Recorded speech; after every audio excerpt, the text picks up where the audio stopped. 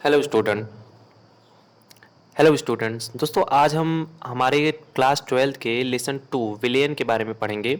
इसमें हम विलेन और विलेन की जो सांद्रता है उसके बारे में हम जानकारी रखेंगे। तो चलिए शुरू करते हैं। यहाँ पे हमारा पहला टॉपिक आता है विलेन। अब देखो, विलेन की जो परिभाषा है वो हम क्लास 7 से ही पढ़ते आ रहे हैं। परिभाषाओं में थोड़ी थोड़ी बदलाव हुए हैं, लेकिन उससे हमें कोई मतलब नहीं है। दोनों का अर्थ जो है हमेशा समान ही निकलता है। तो यहाँ पे विलयन की परिभाषा क्या होगी कि दो या दो से अधिक पदार्थों के समांगी मिश्रण को हम क्या कहते हैं? विलयन कहते हैं। फिर से एक बार रिवीजन करते हैं कि दो या दो से अधिक पदार्थों के समांगी विलयन को हम क्या कहते हैं? विलयन कहते हैं। ठीक है। अब उसके बाद यहाँ पे बारी आती है। देखिए, हम यहाँ पे केवल मुख्य मुख्य बिंदुओं के बारे में ही डिस्कशन करेंगे। जो अन्य चीजें हैं उनके बारे में हम यहाँ पे कोई भी डिस्कशन नहीं करेंगे। ठीक है। फिर से एक बार कि दो या दो से अधिक पदार्थों के समांगी मिश्रण को हम क्या कहते हैं? विलयन कहते हैं। अब यहाँ पे हमारी एक हेडिंग पड़ेगी कि विलयन के अवयवी कण या विलयन के अवयवी कण। ठीक है, अवयवी कण। अब यहाँ पे इनका मतलब क्या है? विलयन के अवयवी कणों का मतलब क्या है? अब इसको समझिए। अब देखो, विलयन में जो घुलित अवयवी कण होते हैं उनके बारे में हमें जानकारी पता करनी है। तो विलयन में जो अवयवी कण होते हैं उनकी संख्या कितनी होती है? दो होती है। कितनी होती है? दो होती है। चाहे आप इसे लिख सकते हैं कि विलयनों में अवयवी कणों की संख्या कितनी होती है? हमारी दो होती है। ठीक है। अब इसमें से नंबर 1 पे हमारा आता है विलेय। नंबर 1 पे हमारा क्या आता है? विलेय कण। और नंबर 2 पे आता है विलायक। नंबर 1 पे हमारा क्या आता है? विलेय कण। और नंबर 2 पे हमारा क्या आता है? विलायक। अब देखिए, विलेय क्या होता है, विलायक क्या होता है? तो विलयन में वैसे लॉजिकली परिभाषा बता दी जा रही है, आप उससे इतने समझदार हैं, आप समझ सकते हैं। विलेय क्या होती है कि विलयन में जिस पदार्थ की मात्रा क्या हो? कम हो। विलयन में जिस पदार्थ की मात्रा क्या हो? कम हो, उसे हम क्या कहते हैं? विलेय कहते हैं। ठीक है। विलयन में जिस पदार्थ की मात्रा, ऐसे कह सकते हैं कि विलयन में जिस अवयवी कणों की मात्रा कम होती है उन्हें हम क्या कहते हैं? विलेय कहते हैं। और इसी की विपरीत परिभाषा हो जाएगी विलायक की। मतलब विलयन में जिस पदार्थ की मात्रा या जिस पदार्थ के अवयवी कण अधिक होते हैं, क्या होते हैं? अधिक होते हैं, उन्हें हम क्या कहते हैं? विलायक कहते हैं। अब जैसे हम एग्जांपल ले लेते हैं यहाँ पे शरबत का। ठीक है। हमने यहाँ पे एग्जांपल लिया यहाँ पे शरबत का। अब शरबत हमारा मान लीजिए दो चीजों से मिलकर बना है। एक हमारा है जल, फॉर्मूला हमारा क्या होगा? H2। एक होगा हमारा जल, फॉर्मूला यहाँ पे क्या होगा? H2O। एंड देन प्लस हमारा दूसरा क्या हो जाएगा? चीनी। ठीक है। अब लॉजिकली आपको पता है कि जब भी हम शरबत बनाते हैं तो उसमें जो जल की मात्रा होती है वो क्या होती है? अधिक होती है। और जो चीनी की मात्रा होती है वो क्या होती है? कम होती है। शरबत में हमारी क्या होती है? जल की मात्रा अधिक होती है और चीनी की मात्रा क्या होती है? कम। तो यहाँ पे जो हमारा जल है ये हमारा क्या हो जाएगा? विलायक होगा। हमने बताया था ना कि विलयन में जिस पदार्थ की मात्रा अधिक होती है उसे हम क्या कहते हैं? विलायक कहते हैं। तो यहाँ पे जल हमारा क्या होगा? विलायक होगा। और चीनी हमारा क्या हो जाएगा? विलेय होगा। और वहीं दूसरी तरफ जो हमारा शरबत है इसे हम क्या कहेंगे? यहाँ पे विलयन कहेंगे। अब इस आधार पे हमारा यहाँ पे एक सूत्र बनता है। सूत्र हमारा क्या होगा? ये हमारा प्रथम फॉर्मूला है।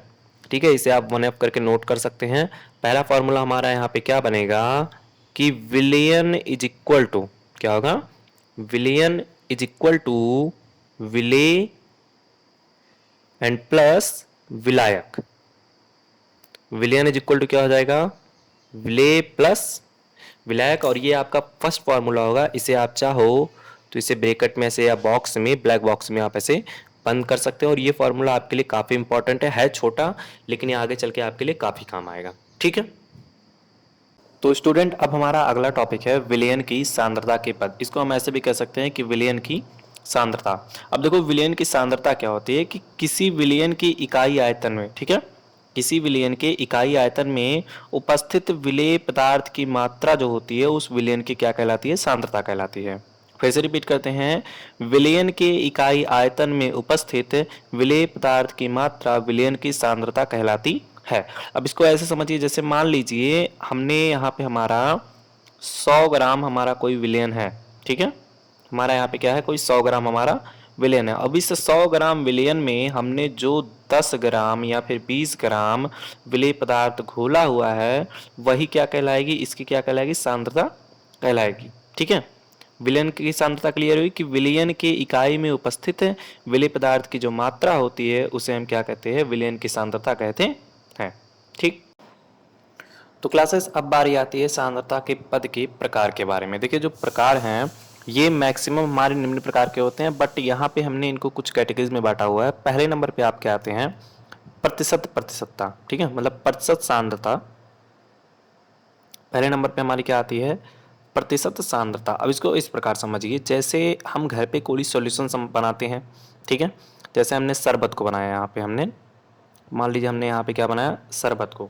अब शरबत में जो हम चीज़ें मिलाती हैं वो हमारे कितने प्रकार के, 2 प्रकार के होते हैं। एक हमारा होता है सॉलिड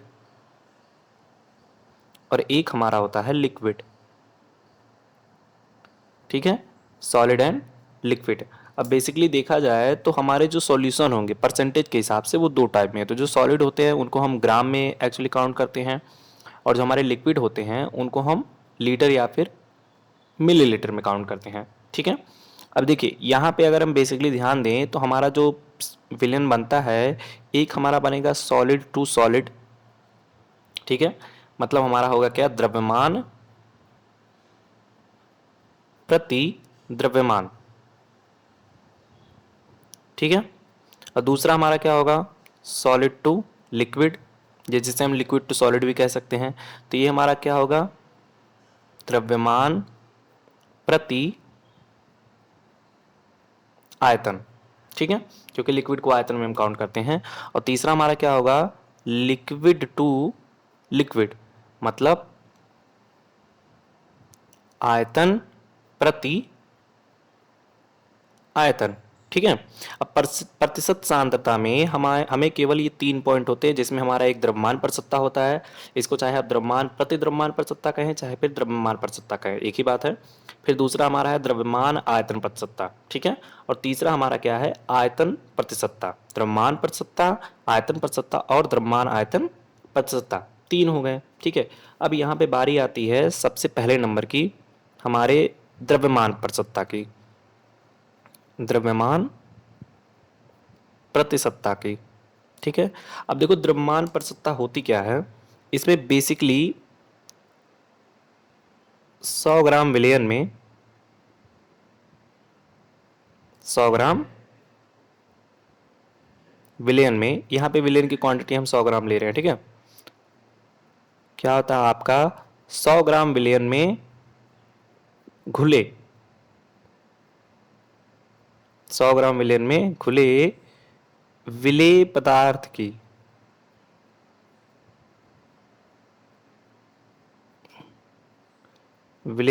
की ग्राम में मात्रा, ग्राम में मात्रा। ठीक है, द्रव्यमान प्रतिशतता क्या होती है आपकी, कि 100 ग्राम विलयन है, उस विलयन में जो विलेय पदार्थ है वो ग्राम में घुला हुआ हो। ठीक है, आपका विलयन जो हो वो ग्राम में हो, और उसमें जो आपका विलेय पदार्थ हो वो भी किस में हो, ग्राम में ही हो। तो डिफिनीशन आपको आसानी से तैयार हो जाएगा कि 100 ग्राम विलयन में घुले विलेय पदार्थ की ग्राम में मात्रा हमारी क्या कहती है, द्रव्यमान प्रतिशतता कहलाती है।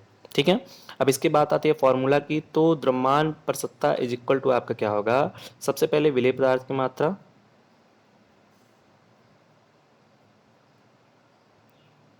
विलेय पदार्थ की मात्रा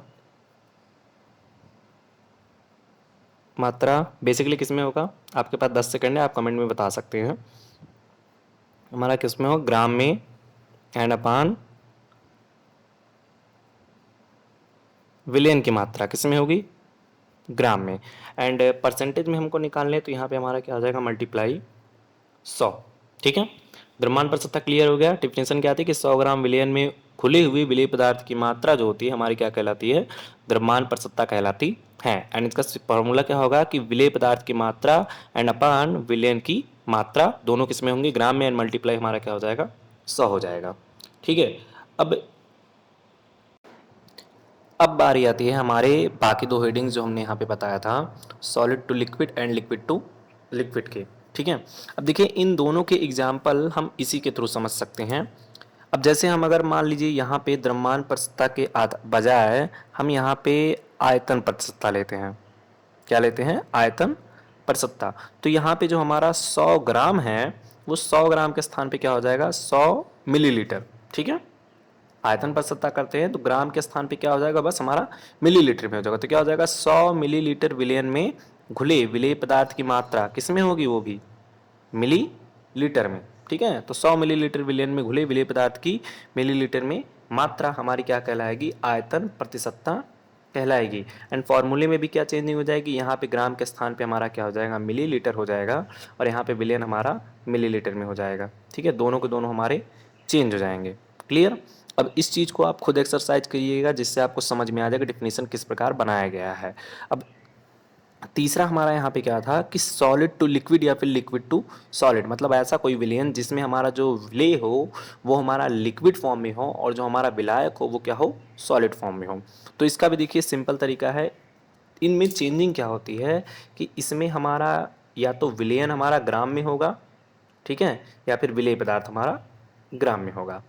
अब यहाँ पे ध्यान दीजिए, अगर हम द्रव्यमान प्रति आयतन पढ़ते हैं तो द्रव्यमान प्रति आयतन, तो द्रव्यमान प्रति आयतन में क्या होगा कि इसमें आपके 100 मिलीलीटर विलयन में, ठीक है, 100 मिलीलीटर विलयन में घुले हुए विलेय पदार्थ की मात्रा किस में हो जाएगी? आपकी ग्राम में हो जाएगी।